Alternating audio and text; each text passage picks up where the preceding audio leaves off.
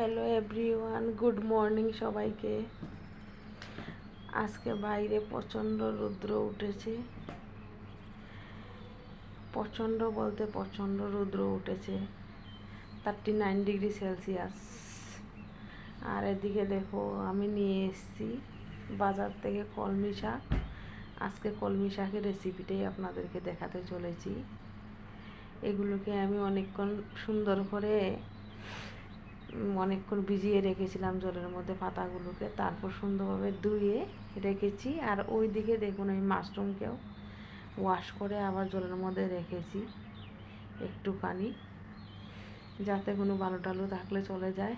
আর এদিকে বক বক করতে করতে হয়ে গেছে আমার কড়াই গরম, আর দিয়ে দিয়েছি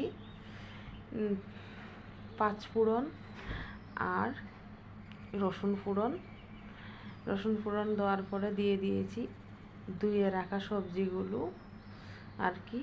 আর এখন দেখুন, পুরো একদম যেমন কড়াই উপচে পড়ছে, একটু পরে একদম কম হয়ে যাবে।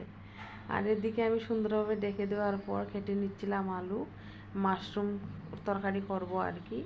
আর এদিকে দেখুন, আমি এই গাছটা লাগিয়েছি। এই গাছের নাম অ্যাকচুয়ালি আমি জানি না কি। এই গাছটা লাগিয়েছি, গাছটা বেশ বড় হয়েছে।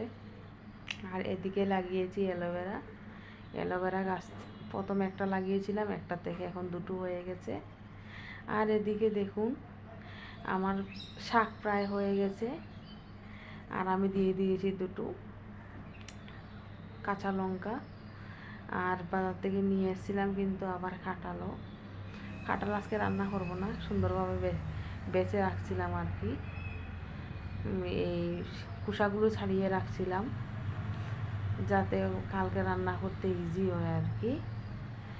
আর কাঁঠাল খেতে তো আমার ভীষণ পছন্দ। কাঁঠাল তরকারি একটা আমার পছন্দের খাবার আর কি।